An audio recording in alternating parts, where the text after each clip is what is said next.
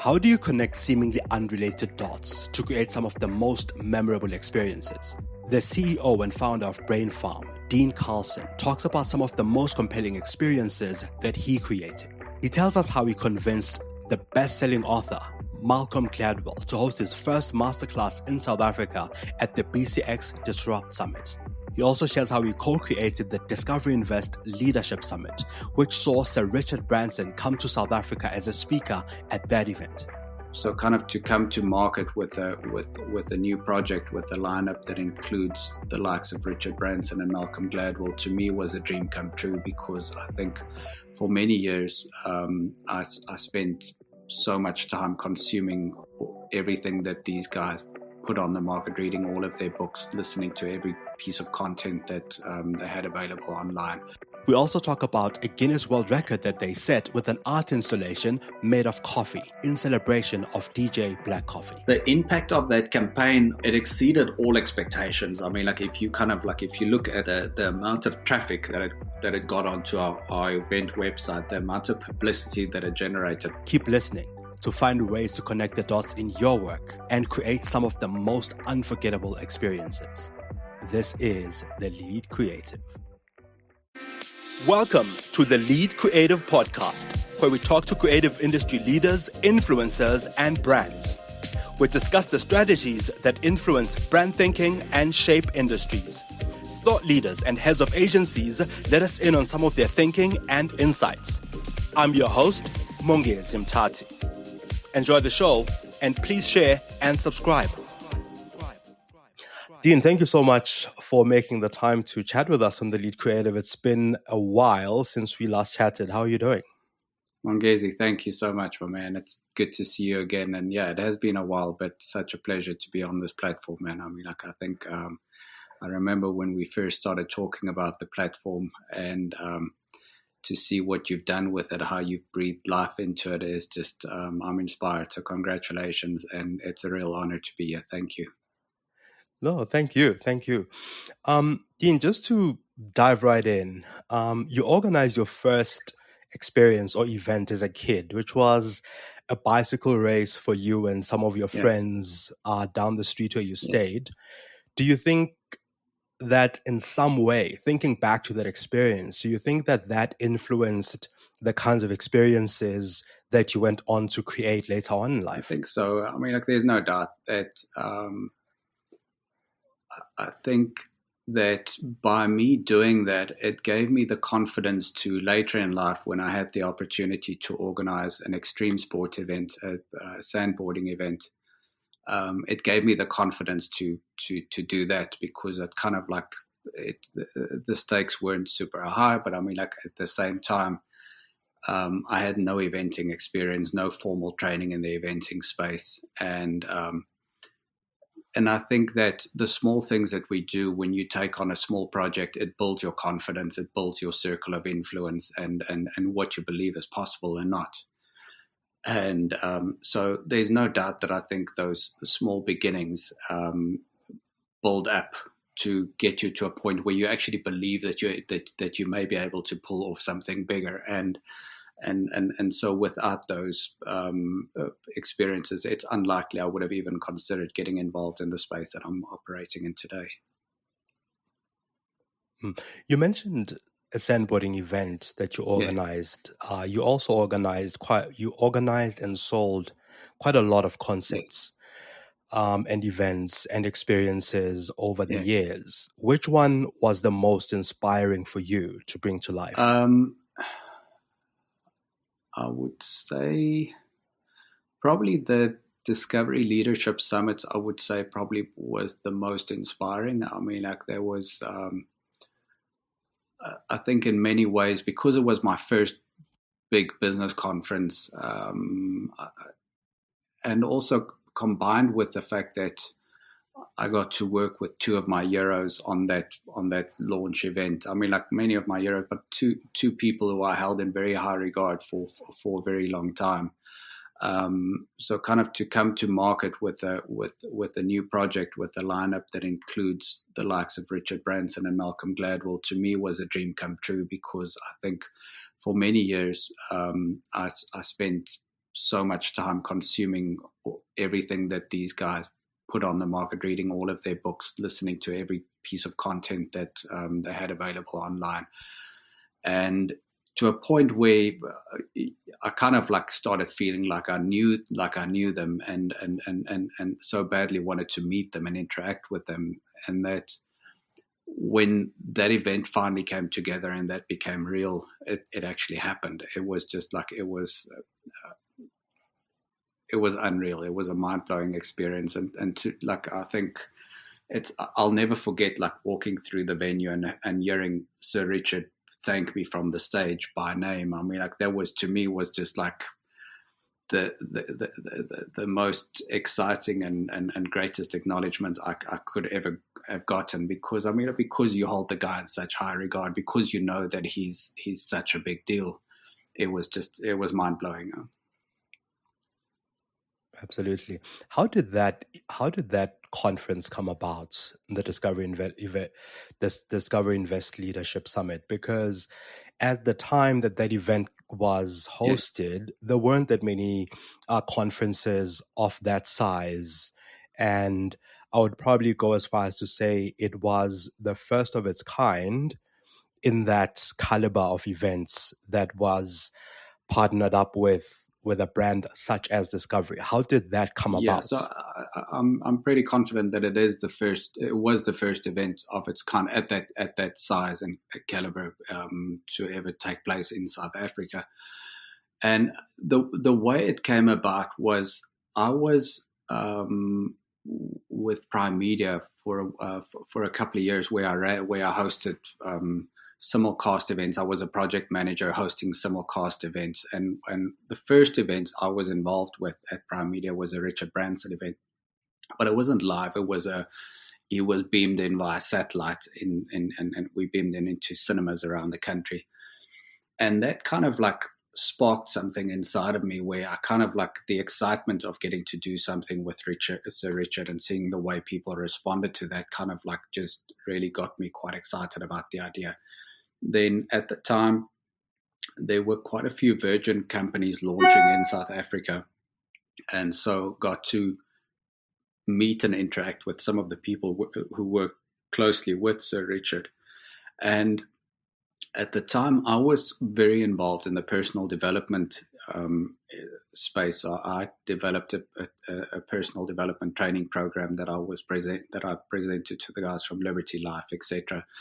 And I very badly wanted to spend time with Sir Richard to pick his brain and understand how he did what he did, and to kind of see if I could extract some of the learnings from the things that he experienced and built in his life into this program.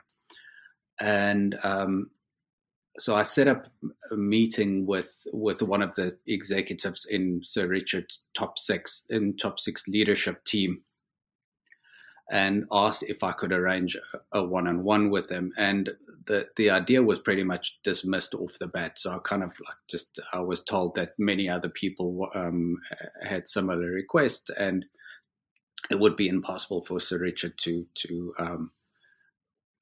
accommodate all of those requests, which, I mean, like in retrospect probably makes sense. But I think the way my brain is wired is to kind of like always look for, if that's not possible, then what is? I mean, like how is there another way for me to still achieve this?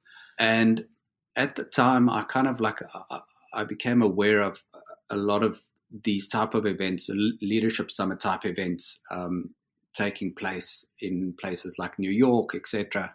And at the time, I mean, like it was, for me, it was like getting to attend an event like that was just not within my means. I mean, like it was just because you had to take the ticket price combined with the flights and accommodation and time away from the office, etc. And so I started thinking about what if I could do a similar thing to what I did with the extreme sports space, but putting together a live event like this. I was at Prime Media Unlimited. I think I was employee number 6 or employee number 7 to join there, and then the company grew very quickly, but when I joined, they didn't have an HR department or HR procedures in place. And that changed because all of a sudden they had so many employees that they needed to get an HR department. So I arrived at the office one day, and they had like a stack of documents in front of on my desk, restraints of trade and all of these documents that I needed to sign. And going through these documents, I realized that if I signed those documents, I would probably never be able to execute on this dream of being able to put this business conference together. So I've been dreaming up this idea. And that was effectively the kick up the butt that I needed to just get off my chair and start pursuing that dream, because I realized that if I'd signed those documents, it would no longer be an option.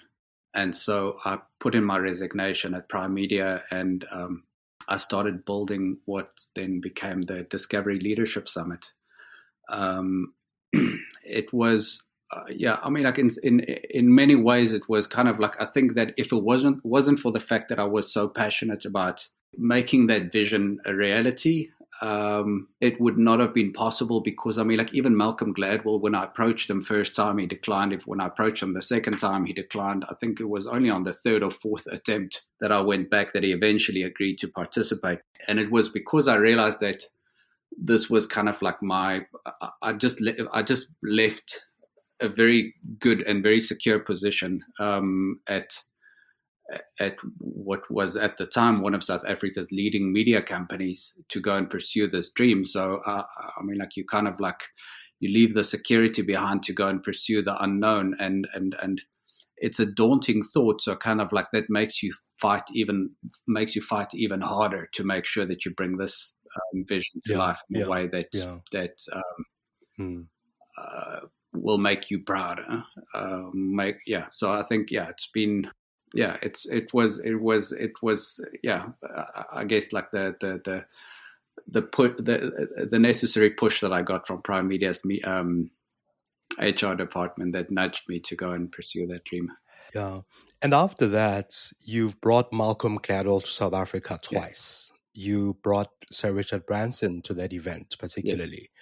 Yes. You had Will.I.Am at the same event as Malcolm Gladwell. You've brought people like Dan Ariely and many others to South Africa, and to stages that you've put together, that you've thought up.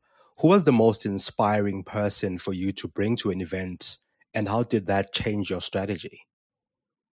I think, it's a very good question. I think, because there are so many people that, all the people that you've brought are inspiring to me, and I've followed your work. I've been to the summits and I've listened to them. I've read their work, but I guess somewhere along the way, there must have been one that really shifted your thinking, whom you thought was absolutely untouchable. Yes.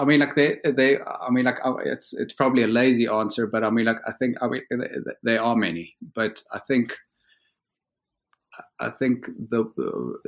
there's a couple that really stand out, and I think first and foremost would probably be Will.I.Am. Because we kind of like the reason we approached Will to participate in the Disrupt Summit was because of his involvement in technology. He's involved with the World Economic Forum. He's very involved in technology through his company I Am Plus, and I was like, you kind of like you expect, like, that you're working with an absolute, with a global music superstar, and so you expect kind of like, I think my expectation was in a way shaped around that, and then you work with this guy and you realize that this is the reason that this guy was head of innovation for Intel, because he's so incredibly smart. He just like he sees things that the average person probably just completely misses, just because he's been exposed to so much, and because he's so super smart. So I think he definitely shifted my needle, and the needle for me in terms of getting me to consider opportunities that before I wouldn't have thought possible.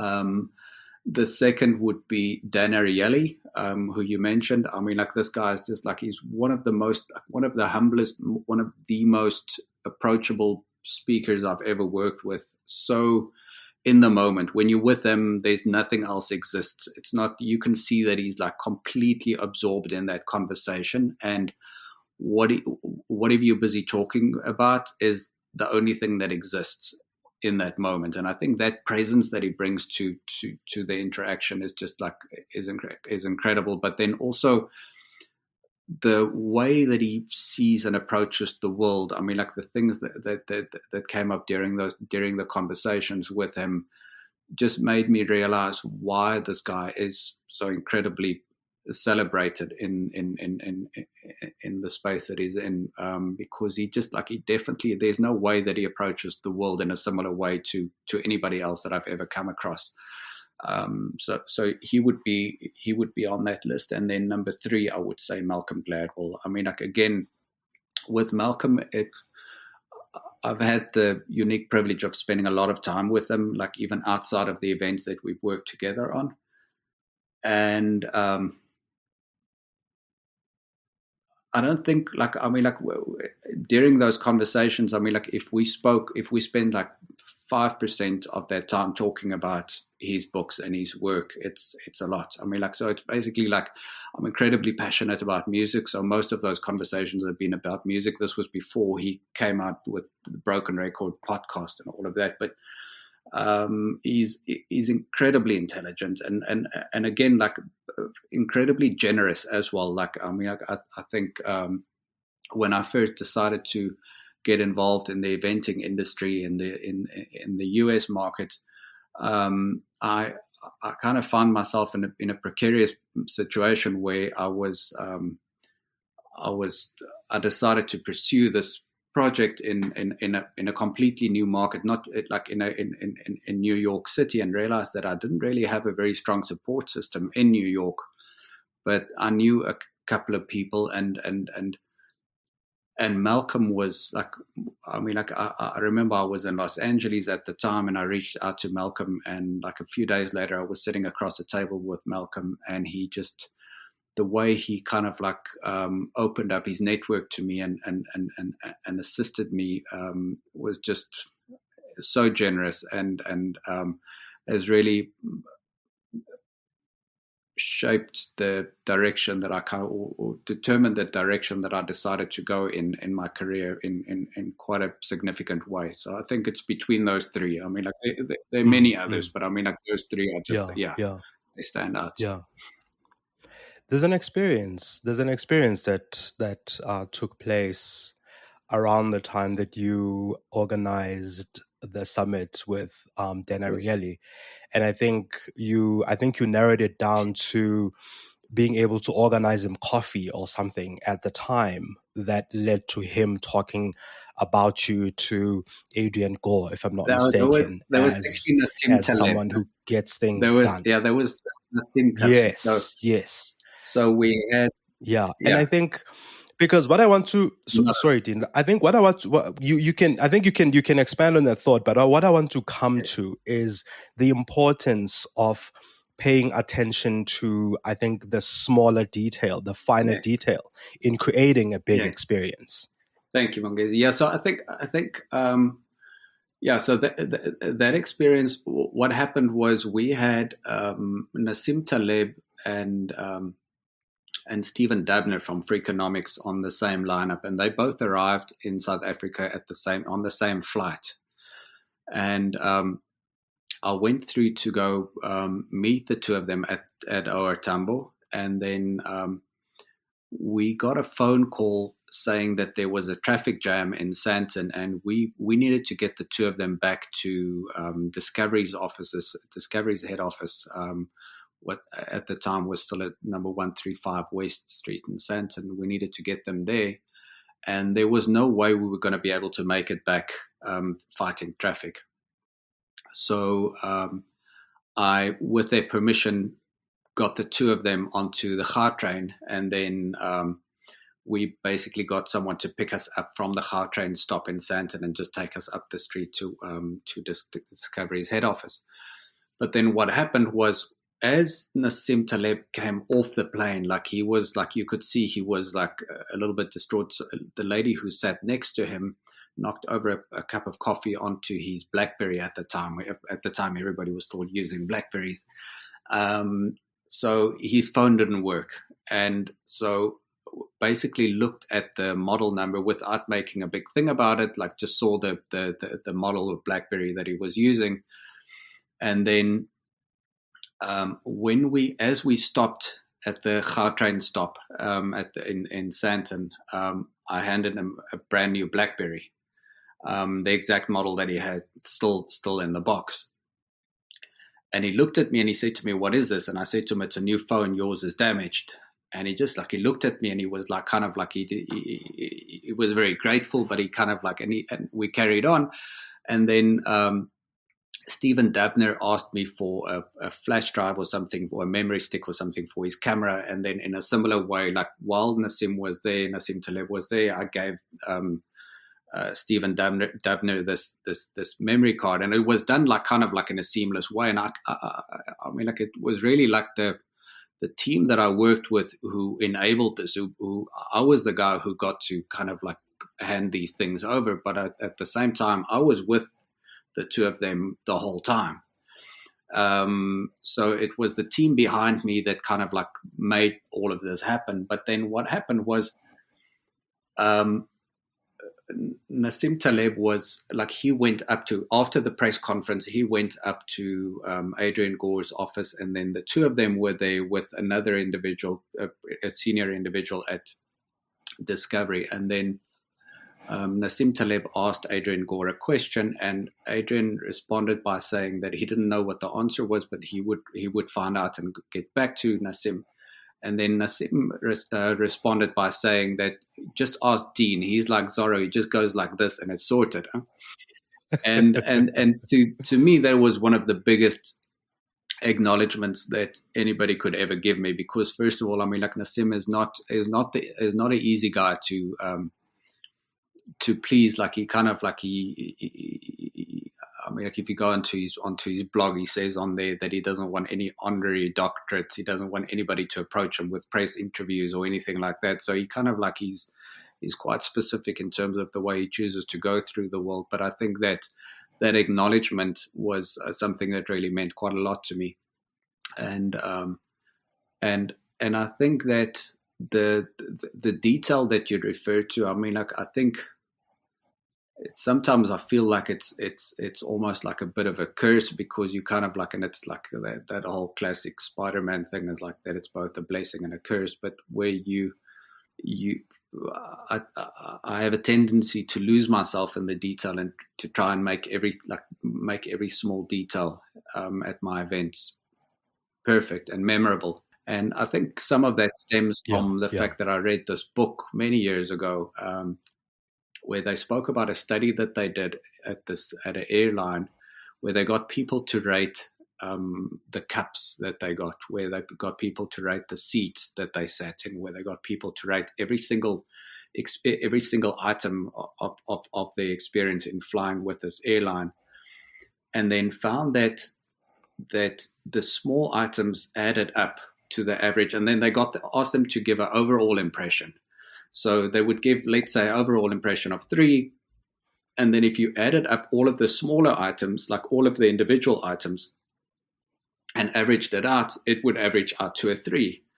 And so they realized that by improving on the small things, on the small details, like the quality of the cup, they could increase the overall rating that the airline got. So kind of like that stuck in my head, and I kind of like... Yes. Whenever I go into a new project, like I look at the small details, the small things that can help me bring up the overall average, and kind of like tend to lose myself in that. But yeah, that's really where that comes from.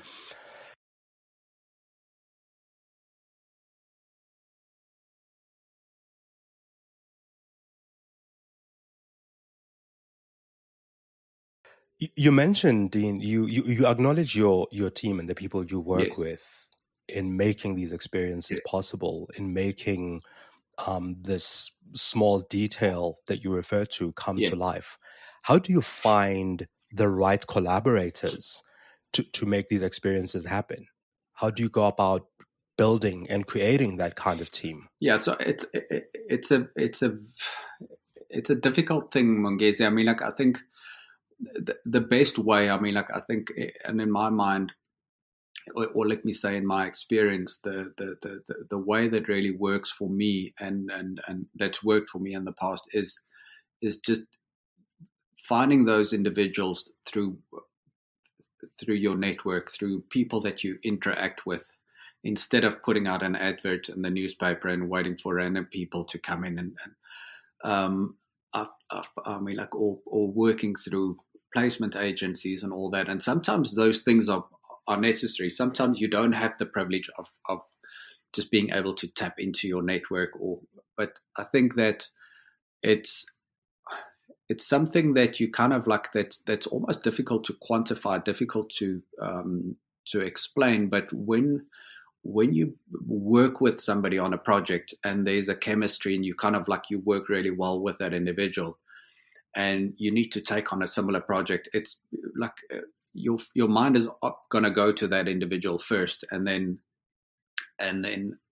once you've pulled off, like, once you've had one success with that individual, the second time around, you're not even going to consider somebody else because you worked so well with that specific person. So it's very much organic. It's been, in my experience, it's been very much an organic experience where you get to work with somebody on a completely unrelated project, and then when you take on something new, like, invite them to come and join you. And sometimes it's not possible, sometimes it is, but like, that's really the thing that's worked best for me, and that also involves getting out there as much as possible, meeting and interacting with new people, attending events, getting involved in projects, and just getting out there as much as possible, because that helps you to build that network, and then it gives you the ability to tap into that network, to bring really incredible people on board. In the BCX Disrupt Summit, you were able to convince Malcolm Gladwell to deliver a masterclass. And as I understand it, that was the first of its kind for him as well. Why did you go that route, firstly, and not the presentation style that you would have usually gone with for any other event? So I think there are a couple of things. I mean, like, you kind of like, I think that the big reason for that is really the immersion is the immersion that I wanted to create, because I feel like with Malcolm and most incredible speakers that we get to see, we kind of like, you get to the end of 45 minutes or an hour and you want more. You want to kind of like, you want to hear more about this, like, and time tends to disappear, especially with Malcolm. When he starts talking and engaging with an audience, like, time disappears, and 45 minutes or an hour like really feels like a few minutes. And so I felt that it was something that that people probably wanted, and I think that the reality is that we were right. Like, Malcolm didn't want to do that. Like, he pushed back initially when we approached him to host a masterclass, because it's not something that he generally does. But when eventually we got to position it, or I got to position it to him in a way that was relatable, that he understood where I was coming from and why we were asking this, he agreed to do it, and the feedback that we got was just overwhelming. I mean, it was so positive, and from Malcolm's side as well. Like, he absolutely loved it. I mean, like, it was intense for him, but because it's like, it was quite a big commitment of his time, but he absolutely loved it, and it was just really that immersion that we wanted to create, because it's like, to a large degree, I mean, like, if you look at how the Navy SEALs, when they go into a foreign country and they need to learn that new language, they don't sign up for a language program and spend like 6 years learning how to speak that language. I mean, like, they kind of like, they figured out ways to compress that time, and part of the key in that compression and that enables them to learn that new language so quickly is immersion. So you kind of you have to immerse yourself in an environment and suck up whatever it is that all of the knowledge that you're able to suck up in that short time. So that was really the thinking behind it and the reasoning behind that, and the reason we decided to go with the masterclass. Yeah, and it was an absolutely, I think, memorable event, because having been there myself, I not only learned a lot from Malcolm, I got to get a sense of it was almost as though you had read his books. Now you're sitting across the table from him and he takes you through his thinking of how he wrote the books, right? So that was, and that summit particularly was a massive one. That's when you brought Will.I.Am onto the same stage, and I remember that it was sponsored by Porsche, so we'd be walking around at lunch and there'd be these 911s around us there.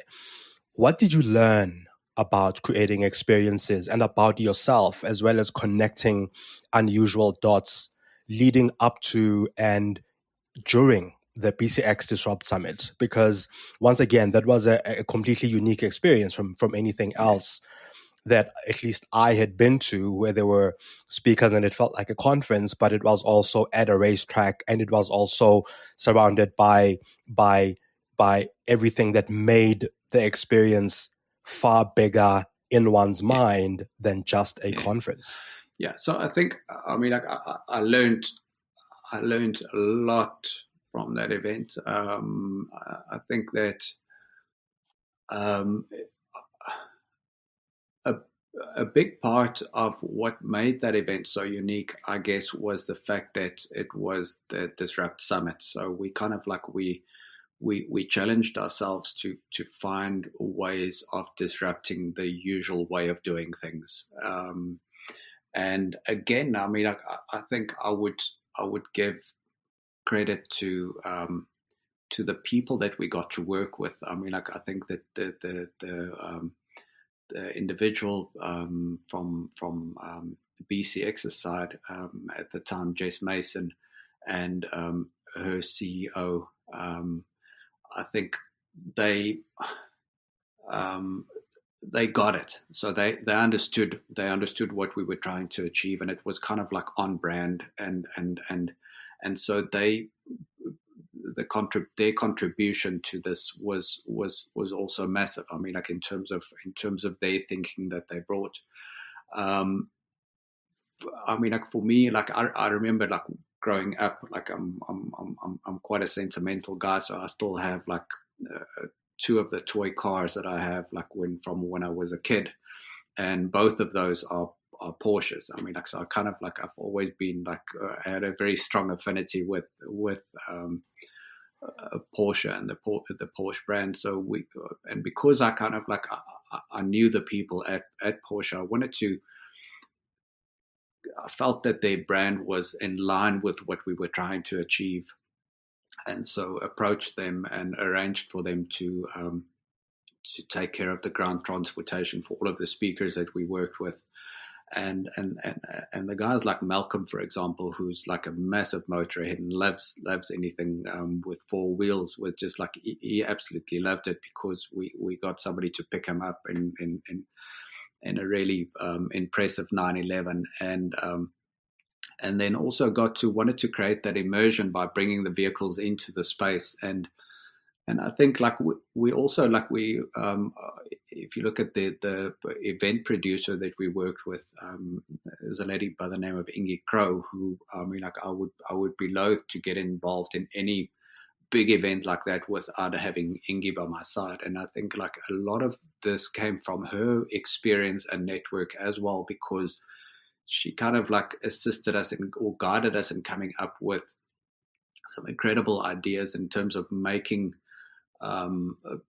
taking the disrupt theme into the smaller details, into the fiber of the event, in terms of basically using little displays where ordinarily you'll have like a little flower pot vase with flowers in it, like, which works for like a traditional type of event, but for this we kind of flipped it around, and then we would have things like Legos in there, or like things that kind of like I would say ideas that made people feel like almost like reconnect with a childlike with the childlike side of ourselves, because I mean, like, it's like Picasso who said that we're all born creative, and the trick is just to keep that creativity alive, because life, I mean, like, I'm paraphrasing terribly here, but life tends to squeeze it out of us. So I think it would be a combination of the people again. I mean, like, first and foremost would be the people, and then also like just tied into the people is the networks that we build up going through life, and the people that we get to meet and interact with, and that enabled us to bring on the likes of Porsche and all of the.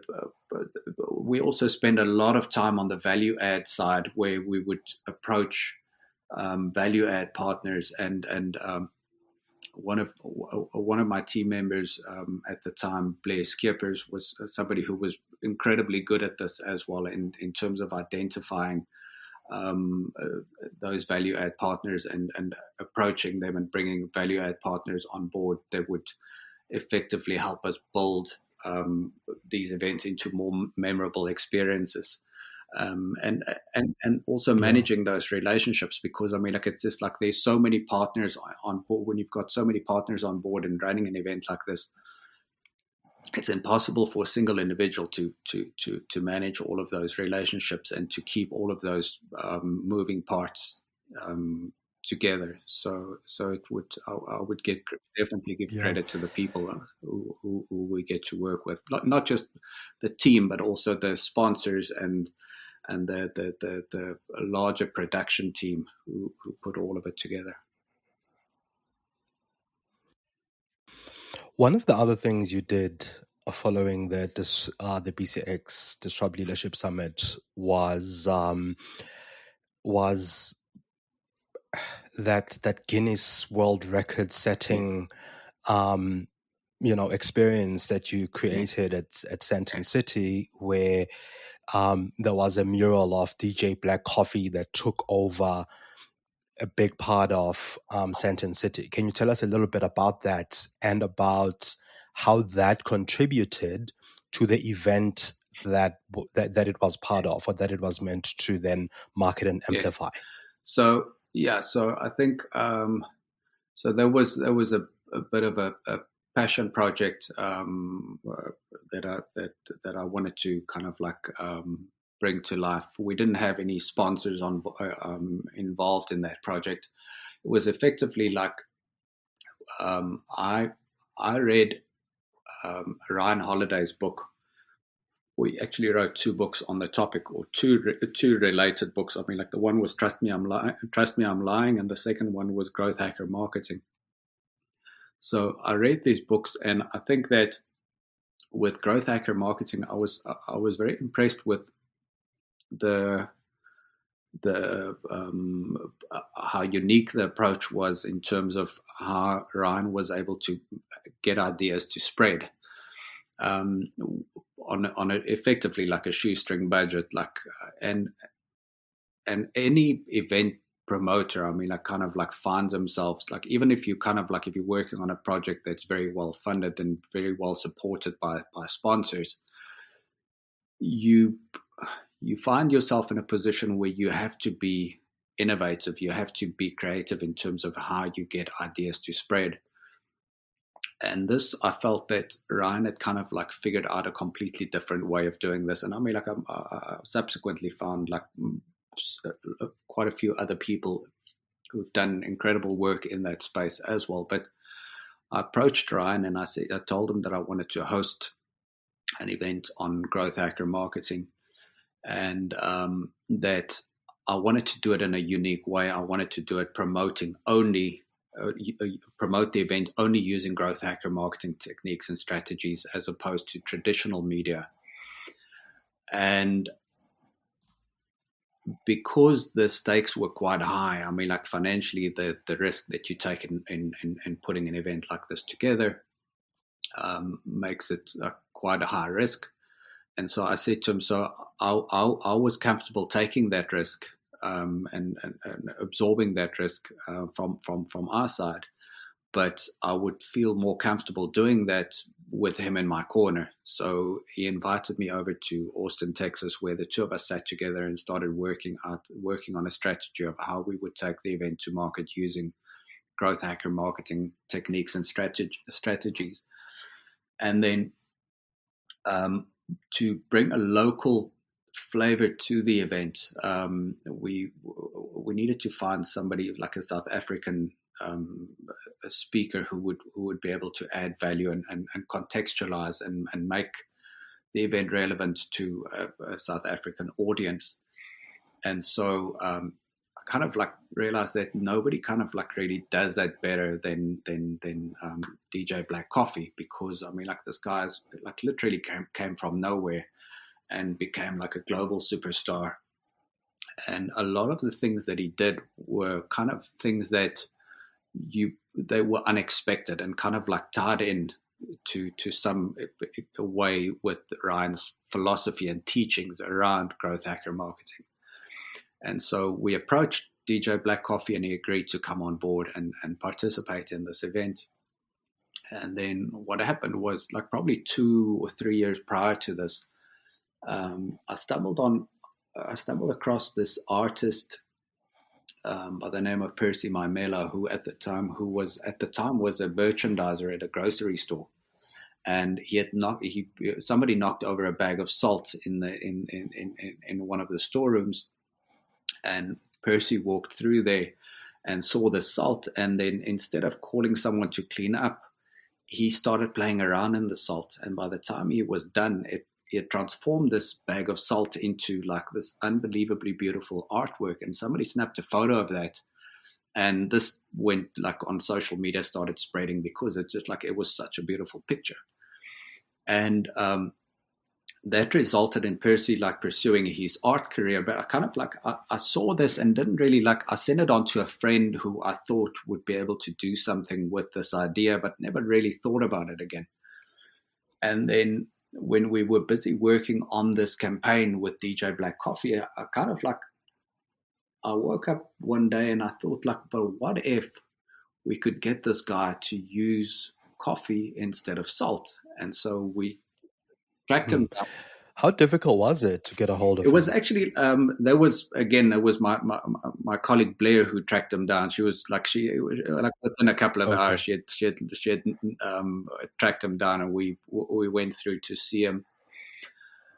And we sat down with him, and he invited us into his studio. And I said to him, listen, like, what you're doing is amazing. We want you to come and do this as part of a promotional campaign around one of our events, but need you to use coffee instead of salt. And then Percy started pushing back, saying like, listen, I can't, like, because it's positive and negative. I don't know, like, all this like stuff that I didn't understand. And I said to him, listen, I get all of this, but the reason I want to ask you to reconsider is because we're doing this event with DJ Black Coffee, and you can't do an art installation of DJ Black Coffee using salt. Like, it has to be coffee. And then Percy's eyes lit up, and he said to me, listen, I've been wanting to do something with DJ Black Coffee for such a long time. I don't know why I never did it, but now that you're standing here, I realize it's because God wanted me to wait for you. And so he said, I'll figure it out. So we got Percy some coffee, and he started practicing. And a couple of days later, he sent us this photo of one of his practice shots, and he'd nailed it. And then we took the idea we now needed a space to kind of like do this in, and took the idea to the guys from Sandton City. And before you get there, before you go there, Dean, I want to, because I want to, I think, preface that the collaboration with Sandton City with your ability to sort of amplify some of these ideas and to bring it back to this growth hacker marketing that you're talking to, because because I feel like that's precisely what you were doing. How do you then connect the dots from the idea that you had developed to collaborating with Sandton City, which you can get into now, and and make the idea even bigger than the spark that you had started out with? Like, how do you connect these things in your mind? Like, how did they work? Because I get a sense that it wasn't a strategy that you set out with when you thought of inviting Ryan Holiday as the speaker. These things kept evolving and developing. Like, how do you get to these points where you amplify this idea and make it bigger? Yeah, so I think there's you spot on. I mean, like, it takes a degree of fluidity of being flexible and trusting in the process, because you spot on that it didn't start off with this idea of like, why don't we go and break a Guinness World Record? I mean, like, it was not at all. Like, it was not where the idea came from at all. Like, the idea was just to create an art installation of DJ Black Coffee using the coffee. But then what happened was, when I kind of like once you know that you're able to execute on this idea, now you want as many people as possible to see this happen, because that's really where the impact comes. And then, like, the first question is like, where's the venue, the best venue for this? Because you can't do it outside, because if a gust of wind comes, like, all of the coffee is gone, and the artist has to start from scratch. So it has to be like a building where you have a controlled environment and you protect it from the elements.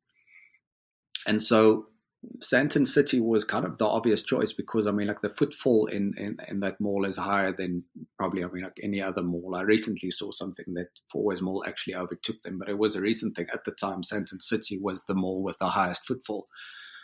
And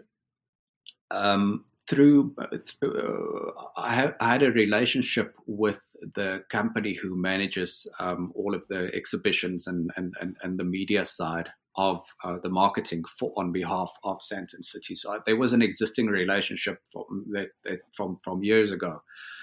So I approached this individual and said, listen, I have this idea and we would love to do it at Sandton City. The thing is, like, we don't have a massive marketing budget behind this, because the exhibition space in Sandton City is not cheap. And so, because it's such a premium shopping space, I mean, like, and there's a lot of people wanting to get in, competing for the same space. So they kind of like, it's supply versus demand doesn't allow them to make it available cheap at a low rate. And so said that we really want to execute on this idea in Sandton City.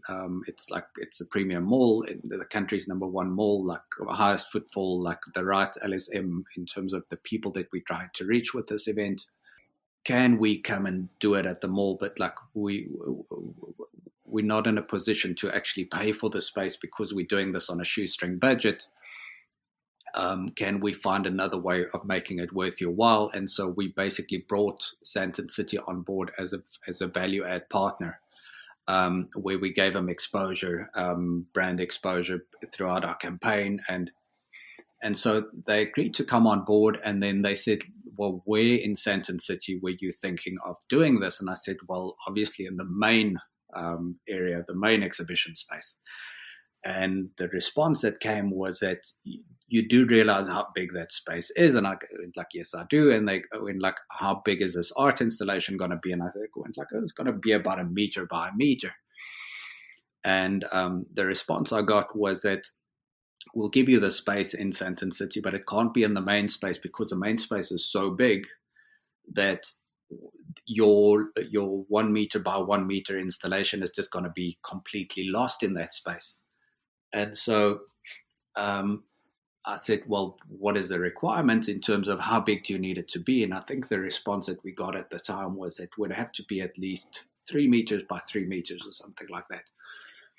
And so I went to Percy and I said, Percy, can you do 3 meters by 3 meters? I know you've been practicing to do this 1 meter by 1 meter, but can you do 3 meters by 3 meters? And Percy was like, yeah, I think I can do it. And we got Percy some more coffee and he started practicing and he managed to pull it off. And in that process, like while we were doing this, I realized that as I was engaging with people, telling people about the idea and the excitement that the idea generated, I realized that we were busy working on something quite unique. And I thought that surely this must be like the biggest mosaic or art installation of this kind that's ever existed. But I didn't know that. So I kind of like, I asked my colleague Blair to reach out to the guys from Guinness World Record, and she reached out to them. And as it happened, they had a category for art installations made using food products, and so we got the requirements from them, and then the requirements were like it needed to be bigger than, I think the current record was something like 4 meter by 4 meters or something like that. So we needed to beat that. And so we decided, listen, we're going to go with 5 by 5, and reached out to Percy. And Percy was like, you could see he kind of like, he started becoming a little bit nervous because we this thing had become going from 1 meter to 5 meters. 5 meters. Yeah, every time you call him, you add exactly, and like I have to deliver more coffee to his place. And so Percy kind of like and then there were a whole bunch of other requirements added on top of that in terms of like you're not allowed to use any negative spaces. You can't have any.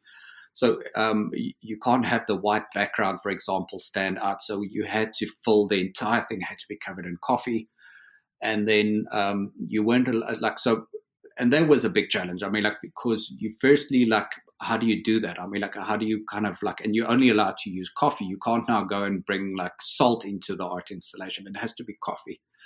And so the only way we were able to do that was by using green unroasted coffee beans.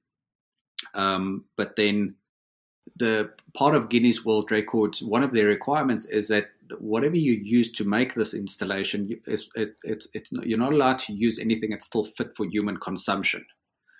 And so with the roasted coffee beans, that was like kind of not so difficult. We could like we managed to find that coffee, but like to find unroasted or green coffee beans that's no longer fit for human consumption is almost impossible because the shelf life on green coffee beans is so long that it'll just last forever, and then you roast it on demand. So nobody has like kind of like I started considering a career in stand-up comedy because everybody who I asked in the industry just started laughing at me.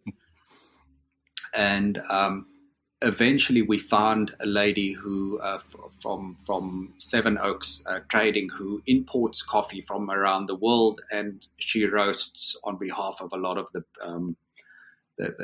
coffee distributors in the country. And one of her shipments had become damaged, like got wet and started becoming moldy. And she very generously gave us all of the unroasted coffee that we needed. But after she gave it to me, she asked me what this was for, and I explained to her what we were doing. And she said to me, listen, good luck trying to find someone to grind this for you. And I kind of like having no experience in this space, I had no idea what she was talking about. So I asked her to elaborate. And she said to me, these green coffee beans are so hard that they'll destroy your grinder. And so I thought, well, surely I'll find someone who would do that. And I started phoning around, and again, nobody wanted to do it. They just like said, listen, it will destroy our grinders. It's just not going to work. So now we were stuck because we had to kind of follow through. We had made the commitment to the guys from the Guinness World Records. We had kind of committed publicly to the fact that we were going to we were going to achieve this Guinness World Record. And so we were kind of painted in a corner. There was no going back. So I went and bought a coffee grinder and put in these green coffee beans and started grinding. And like, I would say 20 minutes in, the machine jammed up and had to disassemble the machine. And like taking into account, I know nothing about coffee grinders or assembling or disassembling the stuff at all. Like we were stuck. We'd committed to doing this, and I didn't have the luxury of time to be able to get a technician to come out. So I started disassembling the machine and reassembling it again, and then eventually figured out a way to grind the coffee without overheating the machine by putting fans on it from every direction, having fans blow onto the machine, and giving it regular breaks, and found just the right setting to be able to grind this coffee, and physically, like all of the coffee that we used in that installation, I had to grind at my house in my kitchen. And so yeah, it was an adventure, but we figured it out, and I think that the big thing again, I mean, like, I think the idea, having an idea like this is one thing, but I mean, like, having people, like, the idea is useless without the people who are able to enable that idea, and Percy, I mean, like, if we didn't have Percy, then this idea would have just not gotten out of the starting blocks. And so Percy did an exceptional job. Absolutely. Yeah.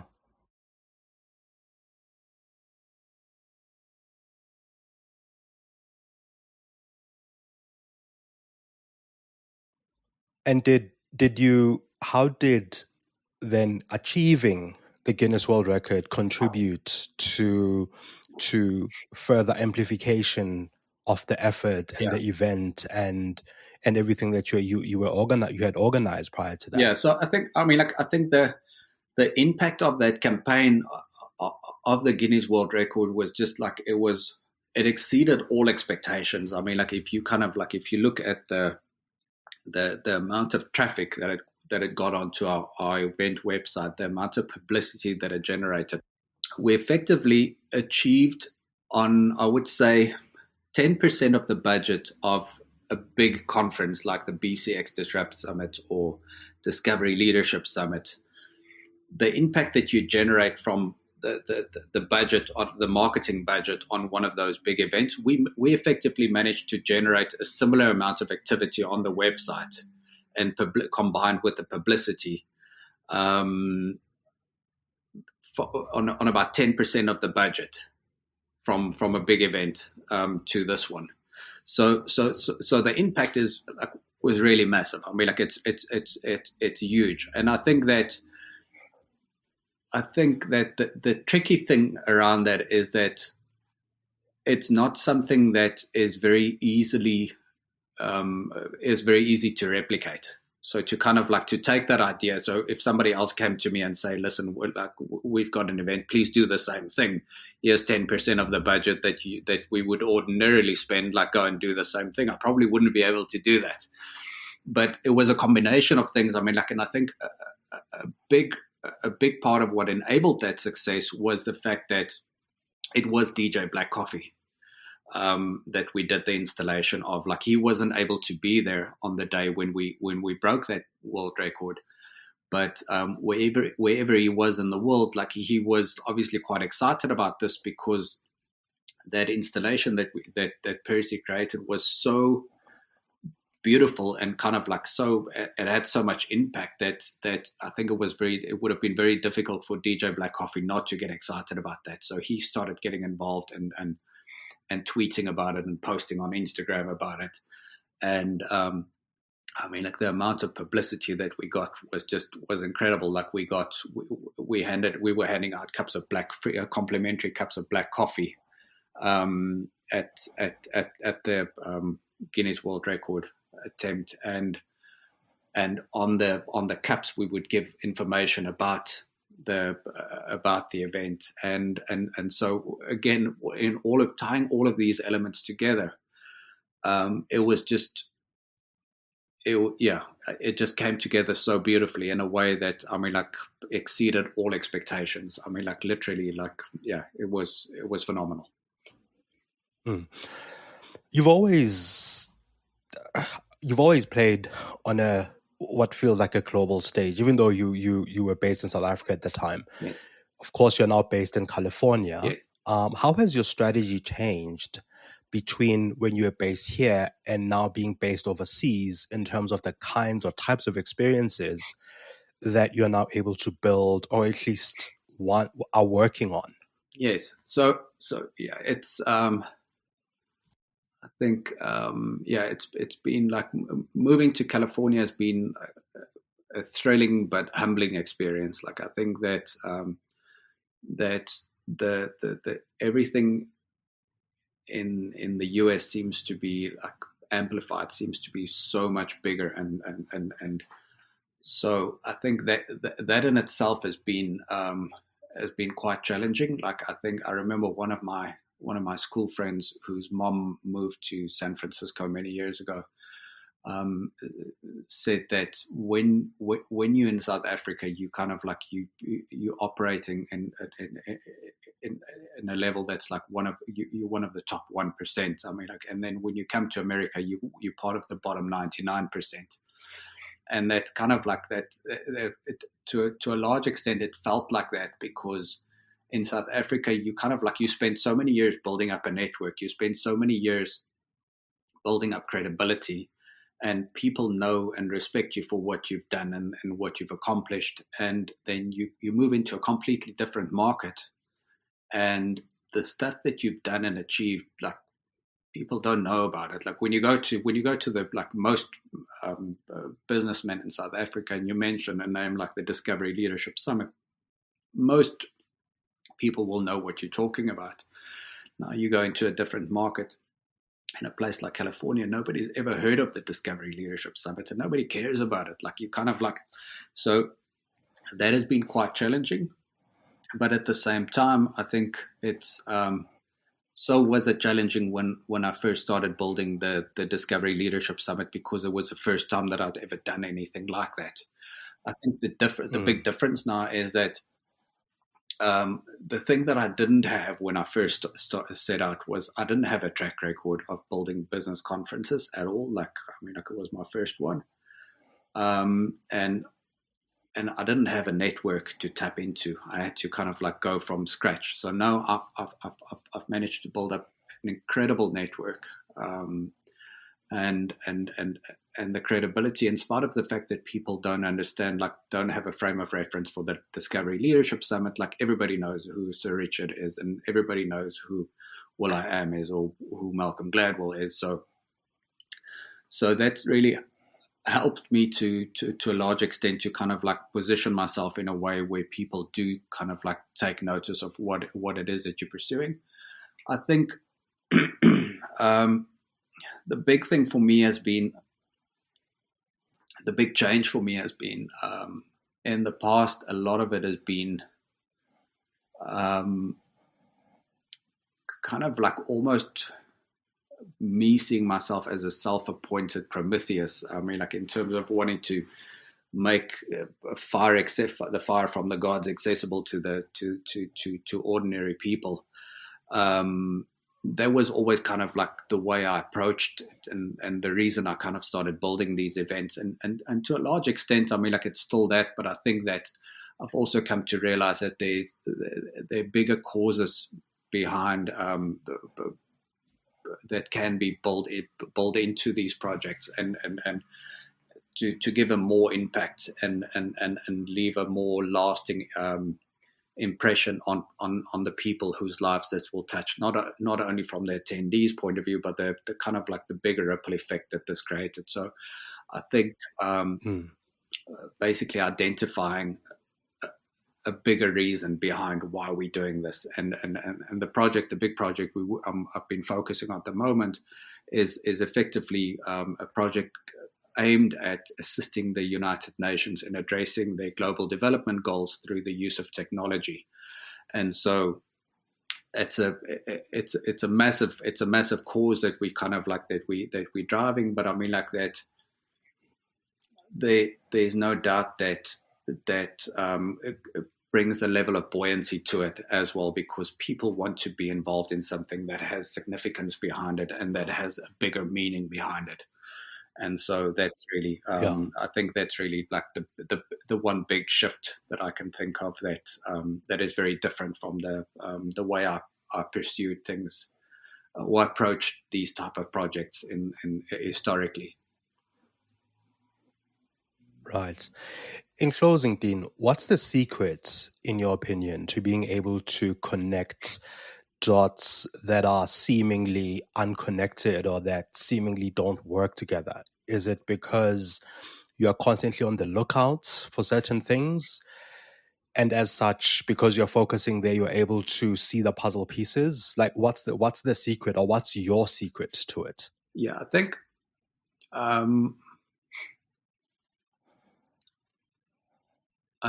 that I would say that it would probably be curiosity.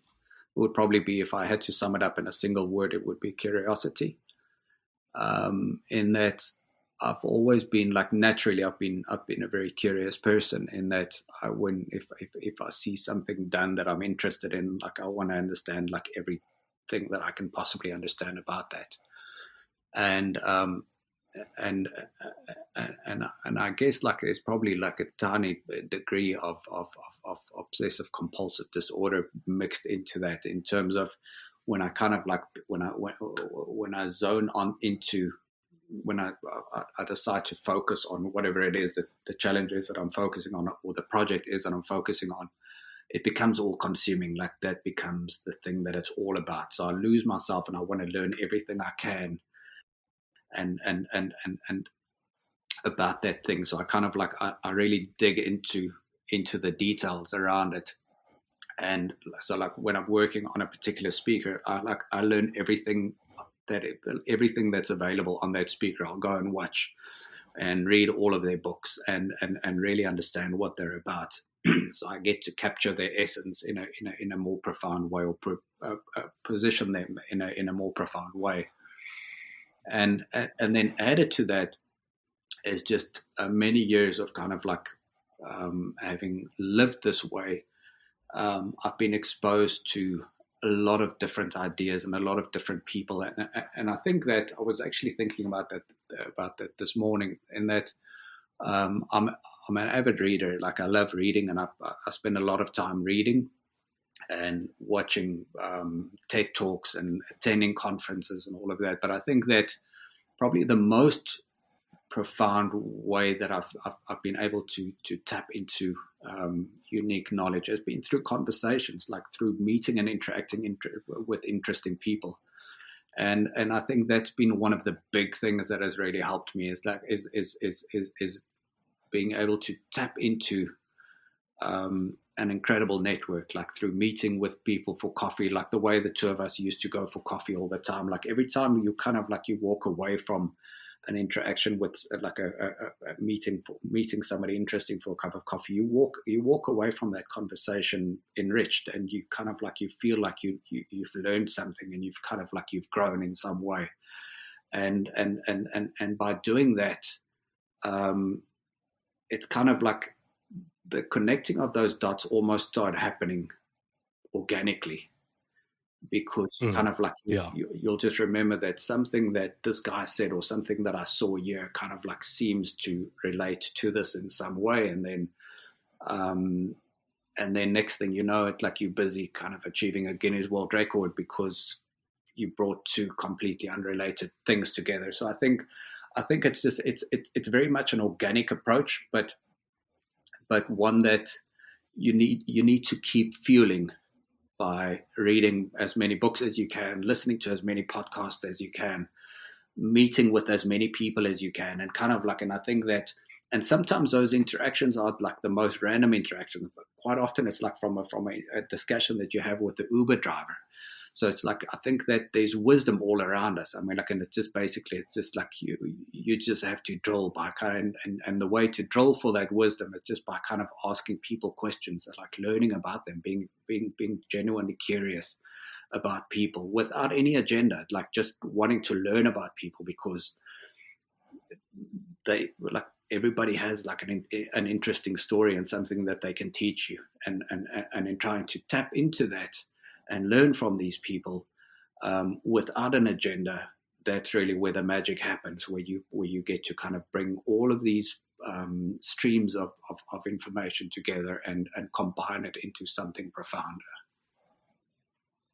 Absolutely. No, that's a great point to close on. And yeah, from that I think I take this idea of genuine curiosity and following through with that curiosity and being immersed in whatever you want to build, to then get down to the detail of it and build those experiences. Absolutely. Thank you very much, Dean. That was very inspiring. Thank you so much, Bongezi. I really appreciate the opportunity, man. It was good to see you again.